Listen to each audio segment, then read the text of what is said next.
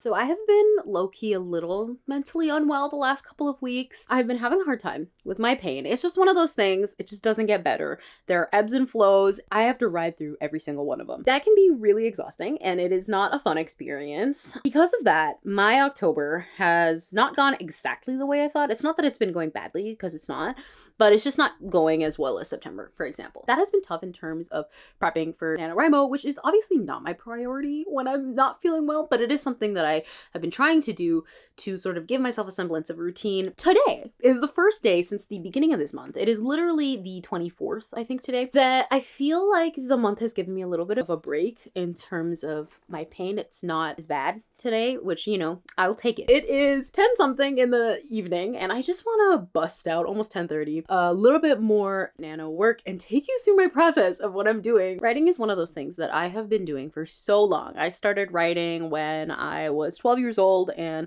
I have fallen in love with it ever since, and it's something that I consistently do even when I feel lousy. It's also something that I don't try to force myself to do, because forcing yourself to write and forcing yourself to do something you love doesn't always lead to the best results, I've noticed. However, keeping consistent with my writing routine as my pain has gotten worse, as I still have encountered no answers, has been really important to me because I am unable to work right now. And so having like the routine of somebody who sort of like is a full-time writer, like I'm not actually saying I am because I'm making absolutely no money from writing, but right now the thing that I am treating the most like work is my writing. Now I don't treat it like work, but something that I spending most of my days doing, that I shape my day around, that has been tremendously helpful. And I am extremely grateful that I'm in a position where I still live at home and I don't have to pay rent, and I can still do that because not everybody has that. So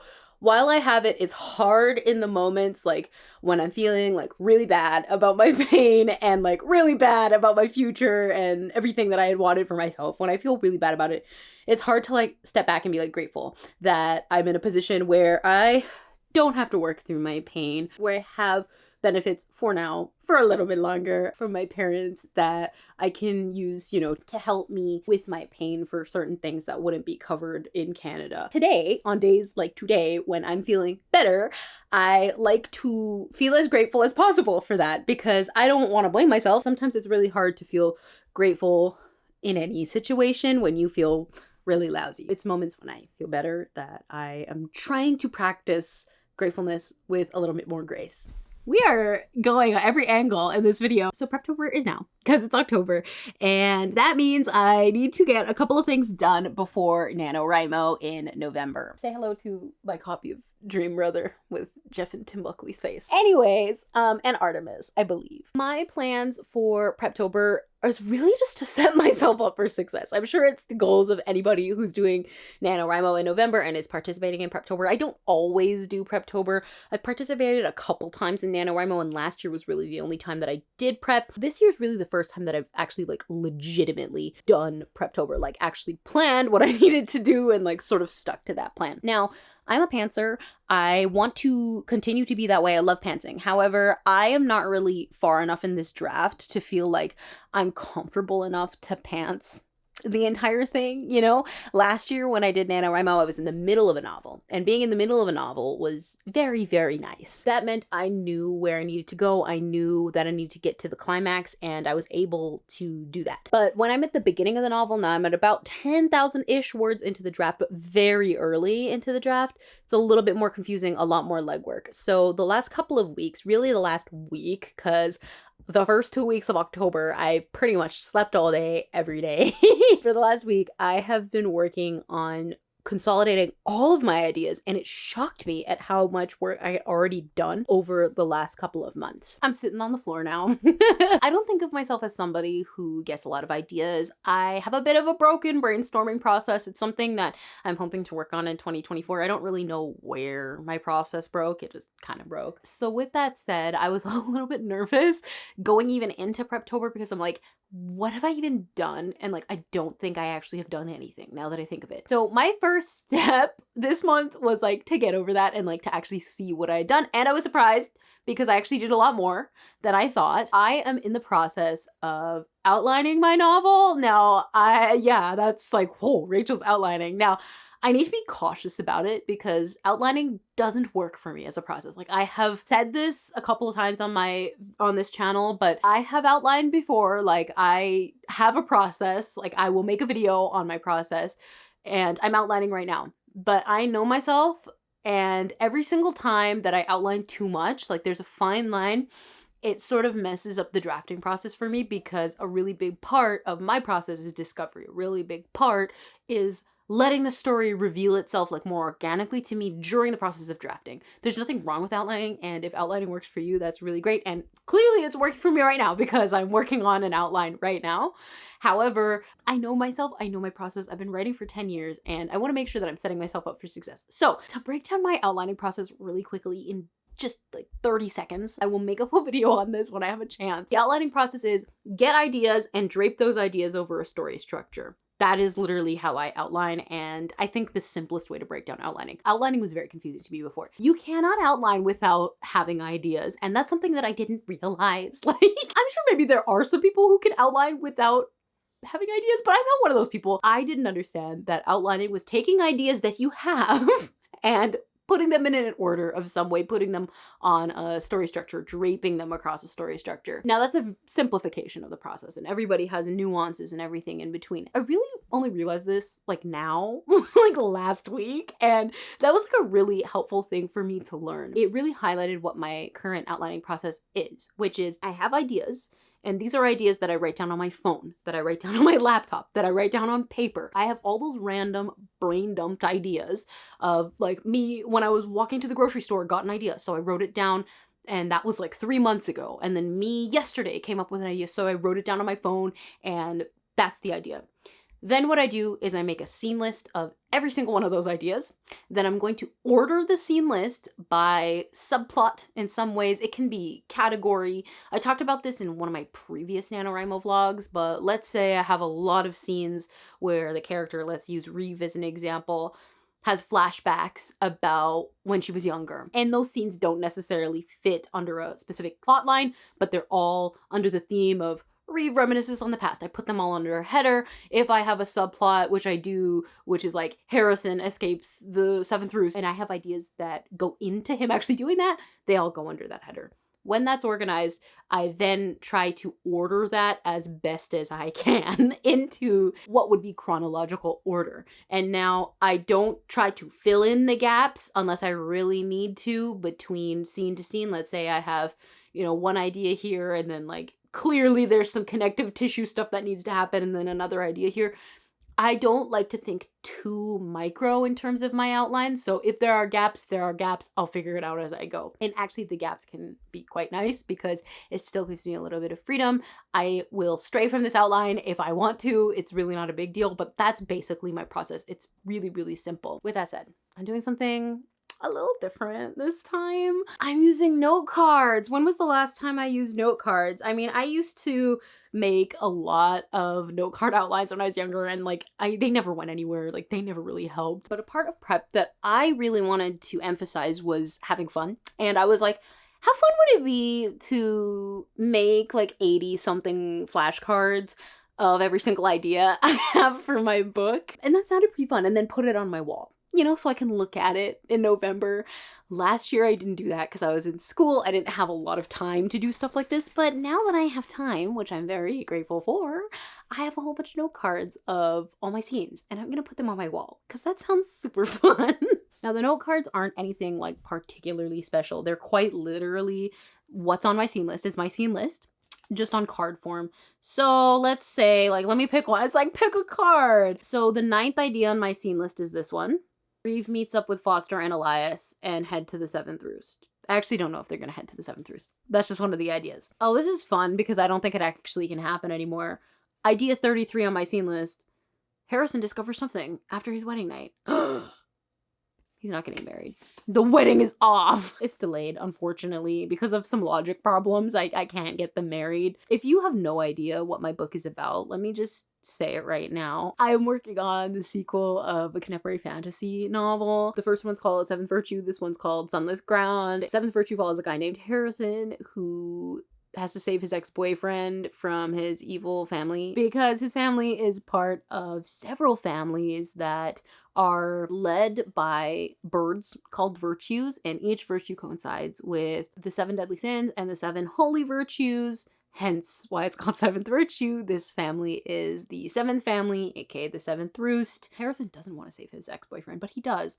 And in this book, they are in a very dire situation. Harrison has been separated by his bestie Reeve, who co-narrates 7th Virtue. Reeve is Lonan's sister. While Reeve is sort of having a hard time in hiding in the middle of the woods, she can't stop worrying about her friends. Harrison has been turned into a little bit of a assassin in training by Lonan's magical family, who, you know, as we have mentioned, are really not good people. And he and Lonan aren't really able to have the connection that they had hoped, because now they are doing evil things. That is basically what the book is, and I have a lot of fun ideas. Let's see. Idea 49 on the scene list is Lonan makes Harrison a makeshift art studio in the 7th roost. I actually don't know if he can do that, so this one's kind of up in the air. Number 56, Harrison confronts Cal. How could you moment? I actually don't think that's gonna happen in this book either, because I have a feeling I have too many ideas. I have like nearly like 100 ideas, and I don't think I need that many scenes in this book. So I'm pretty sure a lot of the other conflicts are going to happen in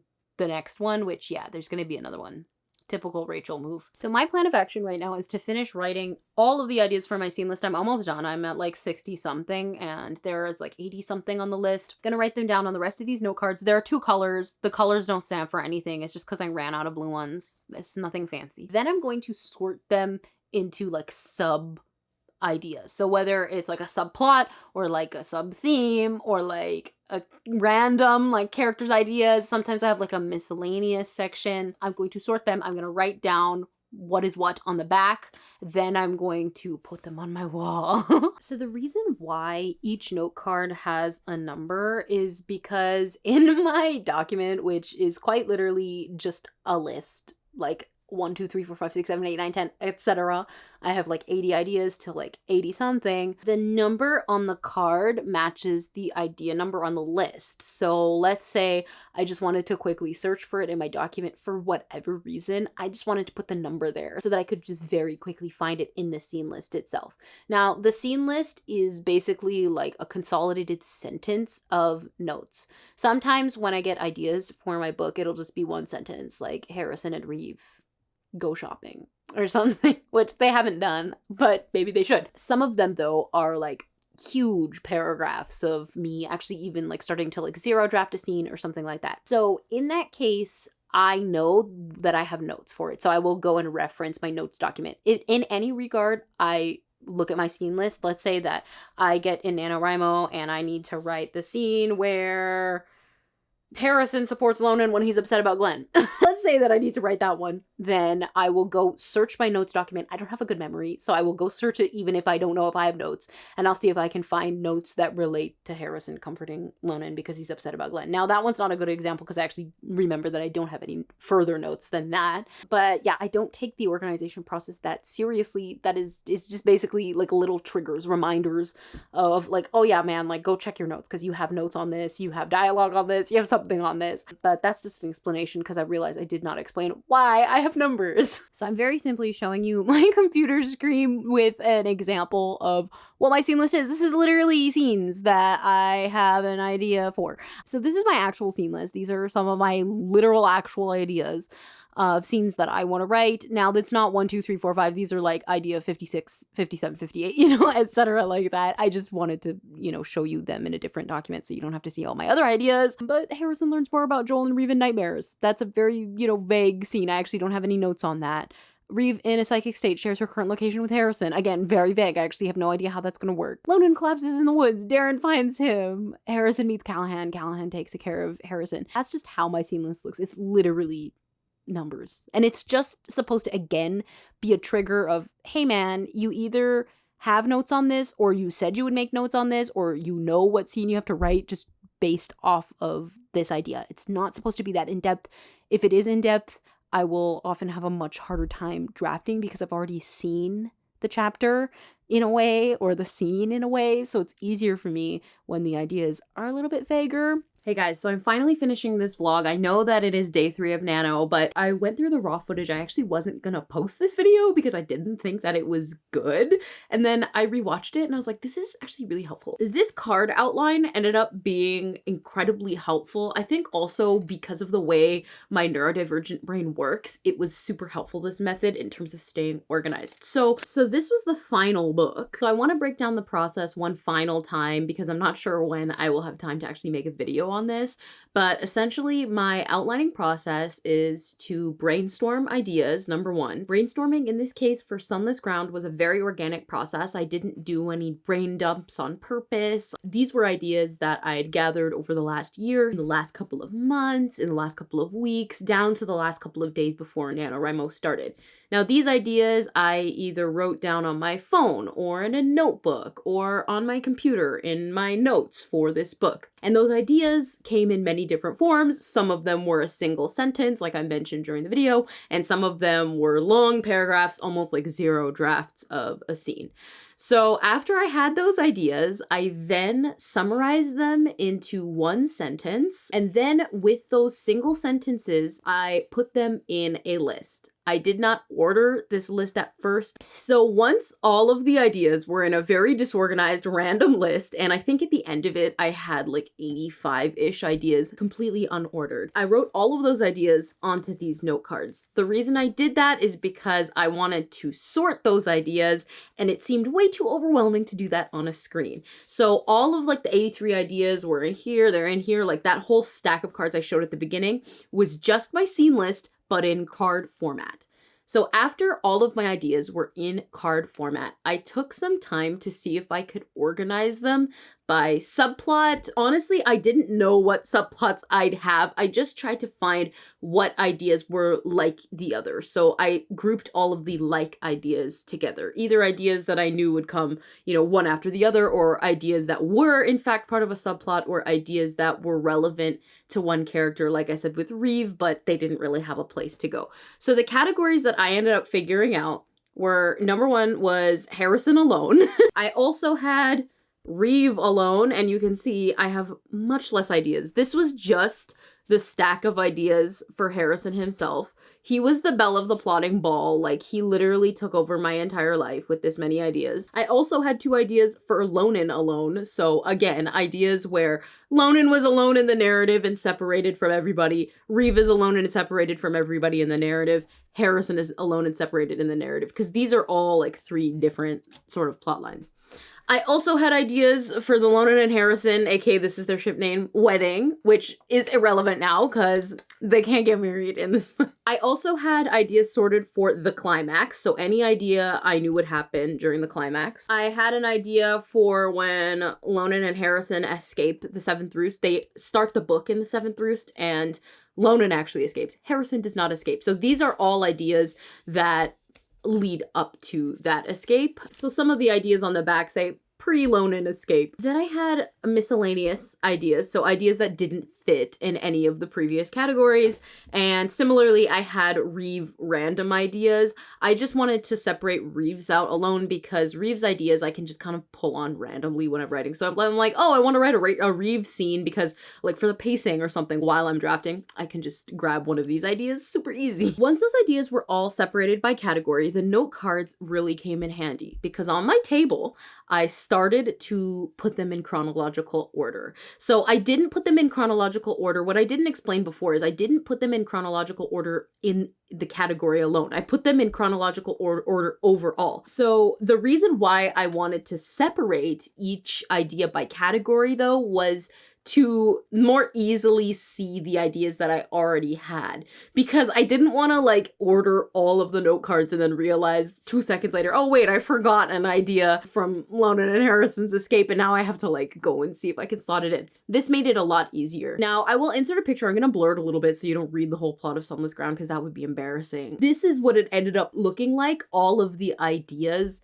in chronological order with the note cards. And remember, the note cards are just my scene list, and I also included numbers. So for example, you can see this one, 45, Risk goes to a creepy 7th Roost dinner, Harrison. I just used his nickname because I was not going to write out his name a million times. So 45 is one of the first ideas that happens in this book. It's like the 3rd scene, I think. So what I did was I looked at my note cards that were on the table and I literally didn't write down the idea. I just wrote down the number of the idea because remember, there's a number on this. I will insert a screenshot of my numbered list. It literally is just like 13, 45, 46, 40, 23. And this made it so that I could then order these ideas in Scrivener. I had not planned to move the outline into Scrivener, but I realized that I didn't want to look at the note cards anymore.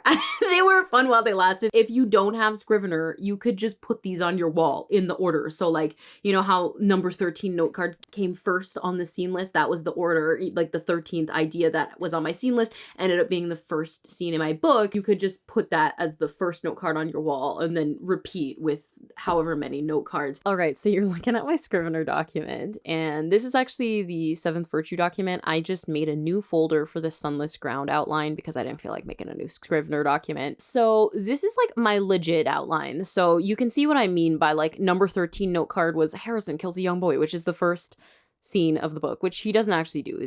It's not real. It's just a bag of rice. He doesn't know that. Then the next idea was Harrison notices the 7th Roost is building a new skylight, link with the previous. I actually meant to put this after Harrison goes to a creepy dinner. I can actually delete link with previous because I ended up putting this first. Then Harrison goes to a creepy dinner. Lonan and Harrison after dinner rendezvous.